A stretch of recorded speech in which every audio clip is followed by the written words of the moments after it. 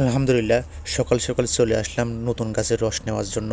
যেহেতু first time গাছ কাটলাম, তাই হয়তো বা রসের পরিমাণ একটু কম হতে পারে। তারপরও ঘুম থেকে উঠেও তাড়াতাড়ি করে চলে আসলাম রস নেওয়ার জন্য। এসে দেখি গাছের নিচে যে গাছের উপরে কিছু পাখি বসে আছে। তো এই গাছের উপর দেখতেছি কিছু পরিমাণ রস পড়ছে। নতুন হিসাবে দেখি আজকে কতটুকু রস পড়ে আপনাদেরকে পুরোপুরি দেখাবো।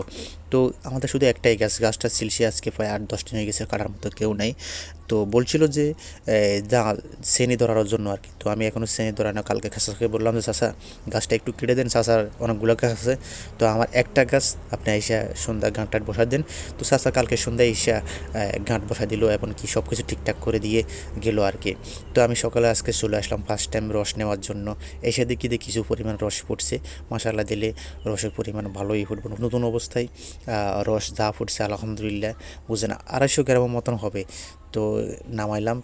মোটামুটি রস ফুটবে আজকে, যেহেতু শীত একটু কম পড়ছে তাই রসের পরিমাণ একটু কম। আর যেহেতু নতুন গাছও রস রস একটু কম পড়ে। তো দেখা যাক, রস নিয়ে নেমে আসলাম। কি আনন্দ লাগতেছে, মানে নতুন গাছ, নিজের গাছের বা ফার্স্ট টাইম রস। যেহেতু রস এখন সোনার হরির মতন হয়েছে, 1 কেজি রস 80 টাকা করে। তো খুশিই লাগতেছে। ফার্স্ট টাইম রস, রস দিকে টনটতে একদম কলের পানির মতো পরিষ্কার দেখা যাচ্ছে, সুন্দর। 250 গ্রাম হবে। এগুলো দিয়ে ভালো করে গরম করে তারপর কাঁচা রস খাবো আর কি।